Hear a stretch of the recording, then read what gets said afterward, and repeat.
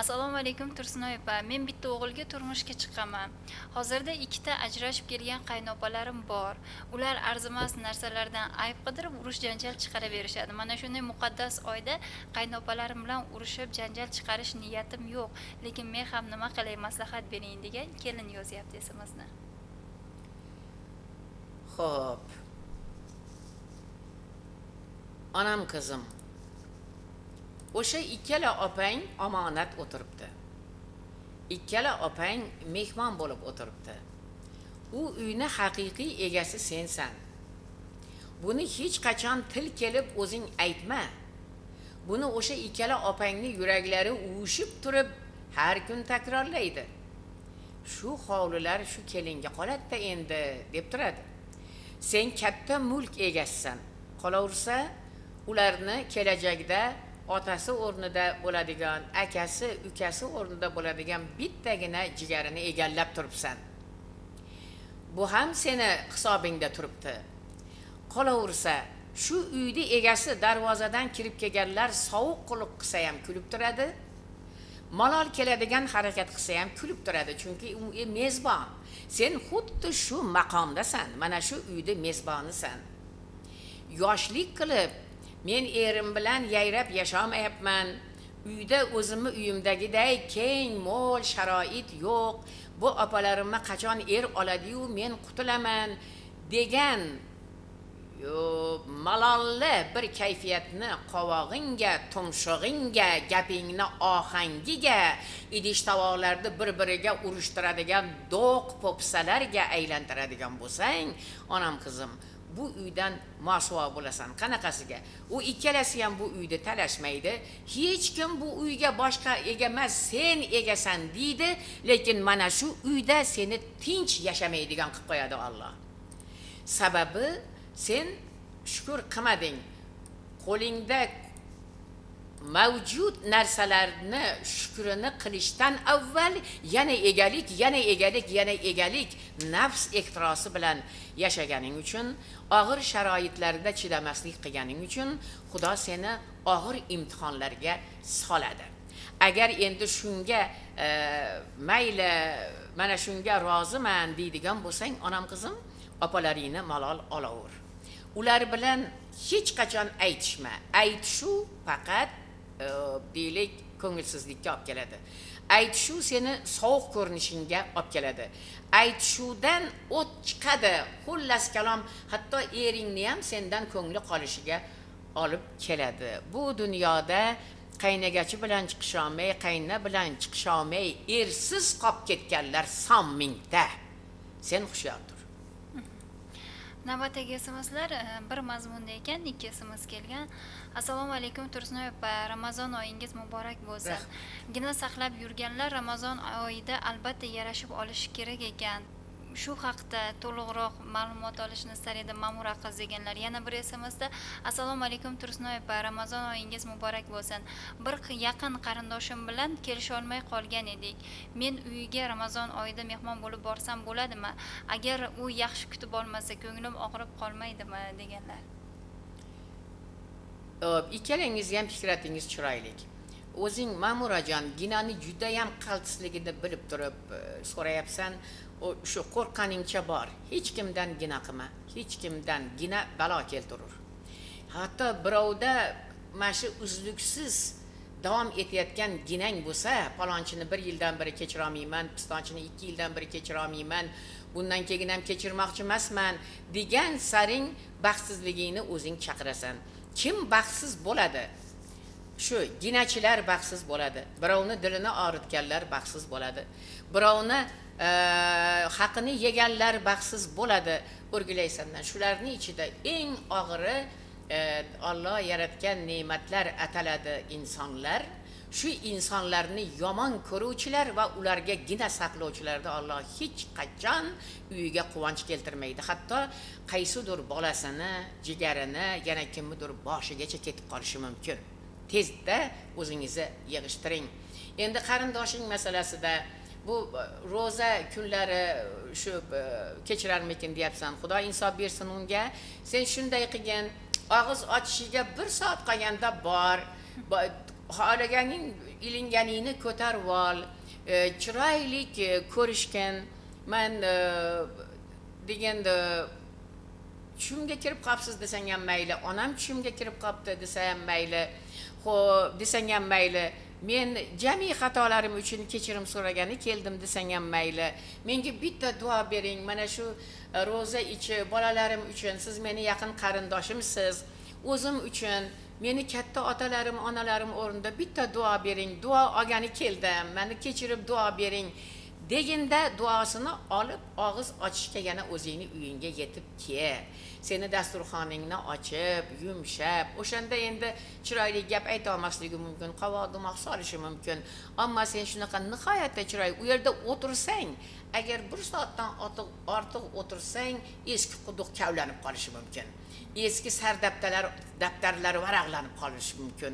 Shuning uchun olovga borganday mehmon kelsin mushtakkina, uchib ketsin qushtakkina bo'ginu izingga qaytib bor va shu ishni albatta qil. Hatto birinchi ertaga iftor kuni shu ishni qil bolam. Xosiyatini ko'rasan. Keyingi savollar. Assalomu alaykum Tursunoy opa. Va alaykum assalom. Turmushga chiqqanimga 3 yil bo'ldi. 2 yashar farzandim bor. Hozir xo'jayinim safardalar. Qaynotam ichadi, begunoh 2 yashar bolamni ko'p uradi. Hozir xo'jayinim safardaligi uchun onamni uydaman. Men xo'jayinimni kelishini onamnikida kutaymi yoki qaytib borib qaynotamni xizmatini qilib ana shu uyda yashayveraymi? Iltimos maslahat bering deganlar. Agar qaynonang bo'lsa, mana ertaga iftor munosabati bilan borgin yo'qlab, shu qaynotangni ham yo'qlab borgin bolamjonim. Yo'qlash uchun katta pul sarflash kerak emas. Bittagina piyoz, 4 tagina jizzani aralashtirib, shu 1-2 ta jizzalik non, 2 ta oddiy non yoqib olsang bo'ldi bolam. Mana uni iftoriylarga yeylar deb qaynonangga maslahat solgin. O'zingiz ko'rib turibsiz. Mana norasida go'dakda yo ikkalamiz ehtiyotini qilib, dadamlar ichib kelgan paytlarda o'zingiz ehtiyot qilib bolamni saqlab bersangiz, men sizni xizmatingizni qilgim kelyapti kelib. Men nima qilay, qanday maslahat berasiz? Men baribir shu sizni keliningizman, shu ichib tursalar ham shu qaynatamni keliniman. Men ularni xizmatini qilishim kerak. Siz nima maslahat bersangiz men shuni qilaman deb ertaga birinchi iftor kuni bir borib ko'r. Vaziyat yumshaydi. Qaynang nima der ekanlar? Birinchi ro'za kuni yo'q, qaynatang ham ichib olmasa kerak, qolsang ham mayli. Qani o'zini qanday tutadi? Ro'za ichi o'shatda bo'lib turchi, ro'zadan keyin ham ichmay qolsa ajab emas. Bu ichuvchi balosiga, araq balosiga uchraganlarni tug'dirayotgan muammolari ming xil va bu hammasi bandalarga zulm. Ichayotganingizda siz qanday jinoyat sodir etayotganingizni bir his qiling, hurmatli erkaklar. Araq ichayotgan arag'ingiz hech kimni hijolat qilmasa, o'zingizdan boshqa hech kim bilmay qolsa, shuni ichmasangiz o'lib qoladigan bo'lsangiz mayli iching. Lekin kimgadir malol kelayotgan bo'lsangiz, bu gunohni o'zi sizni do'zaxiy bo'lishingizga yetadi-ku. Hay. Assalomu alaykum Tursunoy opa. Ayolim mehnatdan qochadi. Erkin o'zi xohlaganicha kiyinishni xohlaydi. Onasi esa uni bu holatini qo'llab-quvvatlaydi. Ammo dasturingizni qoldirmasdan ko'rib boradi. Iltimos nasihat qilsangiz, shu oyda insofga kelib qolsa degan xo'jayinlari yo'labdi. Ha, hurmatli o'sha poshshani Hazrati xo'jayini. Siz mehnatdan qochadi deb turib 100% qora moyni surkab tashlayotganga o'xshayapsiz ayolingizni yuziga. Xo'p, hech ham ish qilmaydimi? Yoki siz ortiqcha talab qo'yavermayapsizmi? Ortiqcha. Masalan, shunday erkaklar bor, men erkakmanmi, meni amrim vojib bo'lish kerak va o'tir desam o'tir, tur desam tursam tayyor turish kerak deb bir xotinni jismi joni yetmaydigan darajadagi talablarni qo'yavermayapsizmi? Yo'q, unday emas, shunday-a? Siz insof bilan aytyapsiz. Bo'lmasa, umuman ish qilmaydigan bo'p qolguncha qayoqqa qarab anqayib o'tirdingiz, mullo yigit? Xo'p, xohlagan kiyimini kiyadi deb aytyapsiz. Agar deylik o'sha musulmonchilikka zid, ya'ni sharmi hayoga zid, ya'ni sharqqa zid masalan deylik yarim yalang'och chiqib ketayotgan bo'lsa, shuni bir marta shunaqa chiqib ketishga yo'l qo'ygan bo'lsangiz ham, sizni yuragingiz ko'r, mulla yigit. Umuman degan ayolga bir do'stona, uni yuragini eritadigan qilib, masalan, mana ko'ynak rosa yarashar ekan sizga, mana juda yarashar ekan sizga deb turib, tushuntirib gapirasizmi yoki bo'lmasam haligi mayiz yemagan xotin degan hikoyasi bo'lardi Rahmali Abdulla Qahhorni. Shunda bir ayol o'zicha dinga o'ta ixlos qo'ygan bo'lib, ya'ni o'ta xudojo'yligini isbotlamoqchi bo'lib, uyida rasm albomida erini o'rtoqlari bilan tushgan suratlaridagi hamma erkaklarni ko'zini nina bilan o'yib qo'yibdi. Emish, bu nomahramlar unga qarab turibdi emish. Yoki bo'lmasam, hovlida yursa, osmondan samolyot uchsa, shu peshonalarini daraxtga urib yurib, uyning ichiga qochar emish. Chunki samolyotning ichida nomahram bor emish. Endi bir ayrim erkaklar ham ukini aytayapti-yu, ostonani tagiga chiqartirmayman ayolimni, nomahramga ko'rinmasin, qabilida ish tutmayapsizmi mabodo? Masalan, mundoq bo'lib siz o'zi xudojo'yligini, muslimligini, xo'p, Allohning hukmlarini, payg'ambarimizning sunnatlarini, undan ham tashqari O'rta Osiyoni, Sharqni, O'zbekistonni, vodiycha o'zini, masalan, urf-odatlarini, Qirg'izistondagi qirg'izlarning o'ziga xos urf-odati, Qozog'istondagi qozoqlarimizni o'ziga xos urf-odatlarini ham hisobga olasizmi? Masalan, endi o'sha bana bizni shart-sharoitlarimizga mos ota-bobolarimiz kepatasida yurgan bo'lsa ham, yana 5 qavat betingga to'sib chiqasan deb, garchi qo'lingizni, yuzingiz, qo'lingizni uchi ochiq tursa mumkin degan joylari Qur'oni Karimda bo'lsa ham, qayoqdagi latalarni betiga 5 ta ro'molni tepasidan tushirib olishni muslimlik deb tushungan yoki tashqaridagi hamma erkakni ayollarga harom ko'z bilan qaraydi deb musulmonlarga badgumonlik bilan qaragan erkaklarda qatorida emasmisiz mabodo?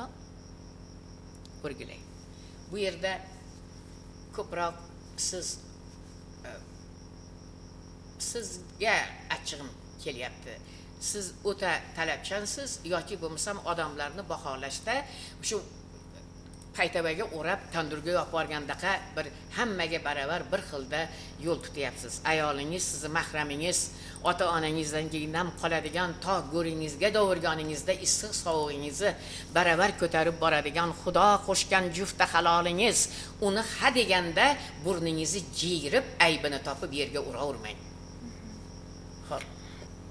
Tursun opa, navbatda yana bir savol bor. Assalomu alaykum Tursun opa, meni bir donagina qizim bor. Uni 8 yilda ko'rganman. Hozirda u og'ir kasal, tuzalishi qiyin dedi vrachlar. Men mana shu holatni bila turib, hozirda nima qilishga boshim qotgan.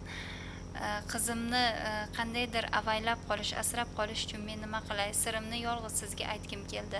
Maslahat bering degan onalar yo'llabdi. O'rgilay sizdan. Bu dunyoning o'zi mo'jiza. Mana shu bir simlar orqali, osmonlar, havolar, to'lqinlar orqali gaplashib turishimizni o'zi mo'jiza oyim. Sizga farzand beribdi. Shundayki, Alloh o'zi agar chevarligini ishlataman desa, hech gap emas. 8 yosh emas, 20 yil yotgan kasal ham tuzalib ketishi mumkin. Bu hamma mo'jiza Allohning ixtiyorida. Siz onasiz va hozir savolingizdan 100% umidvorlik turibdi. Bu degan gap go'zal bir bag'ringiz bor ekan sizni. Siz Xudoga ishonyapsiz, uni borligiga, uni muruvvati borligiga, Xudoning mo'jizalari borligiga ishonib turibsiz va ishoning va duo qiling. Onalarni duosi birinchi o'rinda hisobga o'tadi. Farzandlar Allohning mulki. Biz kutmaganda bergan va o'zi xohlaganda necha yoshida bo'lishidan qat'iy nazar, agar o'zi xaridor bo'lsa, hech kim hech narsa qila olmaydi. Ammo bir narsani bilamanki, bir mohir shaxmatchi kasal bo'lib qoldi. U doktorga borsa, sizni o'pkangiz rak bo'libdi debdi. Endi o'ziga aytmasa ham bola chaqasiga aytibdiki, xohlagan ishini qilsin, xohlagan ovqatini yesin, 4-5 oylik umri qolgan xolos debdi. Va endi keyin u shaxmatchi ham o'zi bilib qopti kasalini qandayligini-da va aytibdi, demak meni umrimni poyoniga yetibman. Ammo Xudo menga shu shaxmatga deylik muhabbatni bergan edi ki ayolim, ketarimdan oldindan bir xumorim yozilib bir shaxmat o'ynab olay debdi-da, o'zini atrofidagi eng o'tkir shaxmatchilarni bir 40-42 tasini yig'ibdi. Bu hayotda bo'lgan gap, bir aniq shu yozuvchini kitobidan olib yozyapman, Yuriy Andreyevning kitobidan olib aytyapman. Xo'p, keyin 14 soat shaxmat o'ynabdilar, 14 soat shunaqa berilib o'ynabdi. 10 minutdan tanaffus qildilar xolosda. Keyin shu ikkitasiga durang qilibdi xolos, ikkitasiga yutqizibdi, qolgan hammasini yutibdi. Umrida bunday muvaffaqiyatga erishmagan ekan. Xo'sh, mana o'tib ketibdi. Mana endi o'lsam armonim yo'q dermish shaxmatchi. Bir mahal endi 1 oy o'tibdi, 2 oy o'tibdi, 3 oy o'tibdi, doktor aytgan 5 oy o'tibdi, 6 oy ham o'tibdi, o'lmayapti emish. 8 oy o'tibdi, ana ening 1 yil ham o'tibdi. Keyin bu doktorga aytibdi, "Men falon oyda o'lib ketishim kerak edi, janob doktor, men o'la olmayapman-ku, o'lmayapman-ku" deb aytibdi. Keyin rengin qilsalar, haligi odamni yuragi sog' odamni o'pkasi, sog' odamni o'pkasiday ko'rsatyapti emish. Qarangki, haligi ishonch, Allohni o'ziga bergan ne'matga ishonish va kasbi koriga ixlosi uni bir Xudo bergan hunarimni ishga solib ketay deyish, uni butun jismi jonini shu 14 soat davomida inqilobiy qayta shakllantirib tashabdi va rakni so'rvoribdi badan. Bu bor narsa o'rgilay. Siz berilib duo qiling. Siz yonib kuyib duo qiling. Savob ishlarni qilib turib, mana bolangizni bemorligidan boshqa hech narsani ko'rmay qolgan bo'lmang yana. Siz o'zingiz uchun o'ylamayotgan bo'lmang yana. Vaqtida yemay qo'yayotgan bo'lmang yana. O'smangizni ham qo'ying. Ovqatingizni ham saralab pishiring. Vaqtida ovqatlaning. Bolangizga ham qarang, duolar qiling. Meni mana shu husnimni saqlaganing haqqi. Alloh, duo qilaman. Mana o'smalarni surib seni menga bergan ne'matingni yana chiroyli qilib qo'ydim, bolamning umrini bergin deb so'rayvering. Hayotga 100% muhabbatni saqlagan holda qilingan duo ijobat bo'ladi inshaalloh. Ijobat bo'ladi. Xo'pmi oyim? Men ham qo'shilishib sizga duo qilaman. Bolangizga Xudo shifo bersin, o'rgilay sizdan. Endi mana bizga shunday xatlar kelyapti talabalardan. Tursunoy opajon, imtihon oldida turibmiz. Bizga eldan duo olib bering deb. Hurmatli vodiyliklar, o'rgilay. Bolalarimiz o'qishga talpinganlarga xursand bo'lib ketyapman. Haligi qo'shimcha soatlar olib ustozlar qidirib yurishsa juda xursand bo'lyapman Mavludaxon. Ular o'zlarini kallalarini ishga solishmoqchi, o'zlari shu aqlli bo'lishmoqchi, ular o'zlari kitoblarni yodlamoqchi. Bu biz uchun juda quvonchli hol. O'zbekiston bolalari ziyokor bolalarga kon mamlakatga aylanib ketadi inshaalloh. Chunki bizi Markaziy Osiyo qadim-qadimdan ilmli xalq bo'lgan va butun allomalarni shu Markaziy Osiyo bergan, ayniqsa o'zimizni O'zbekiston bergan. Faqat ilmga muhabbat tufayli biz mana hozir mag'rur turib sanaydigan bobolarimizni pesh keltirib o'zimizni risolaga solamiz. Bolalarimizni duo qilaylik. Iloyim halol boqqan bo'laylik. Iloyim bolalarimizga shu iymon, vijdon darslarini bergan bo'laylik. O'qiganlari kallalariga yozilib qolsin. Domlalarini gaplari quloqlariga shu nima deydi, qoqilib qolsin, tikilib qolsin, joylashib qolsin iloyim. Yuzingiz yorug' bo'lsin, imtihonlardan yaxshi o'ting. Agar bu yilcha o'tolmay qolsangiz, yana yilga yana urinib ko'rasiz. O 1 yil davomida bitta yo ikkita hunarni o'rganib turasiz. Keyin yana bir tashab ko'rasiz. Agar kallangiz 4 lik bo'lsa, 3 lik bo'lsa, hadeb oliy diplom olaman degan devorga olib borib boshingizni uravermang.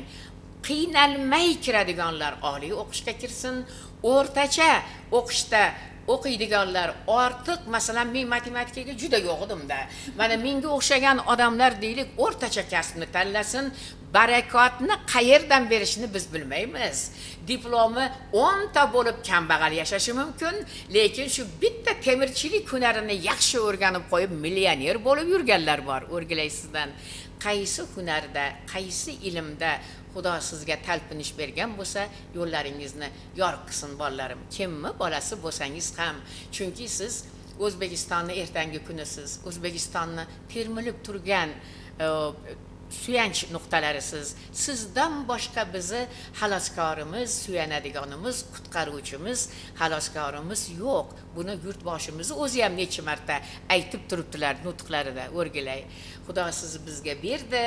Bu berganiga yarasha yaraydigan haqiqiy farzand qilib bergan bo'lsin.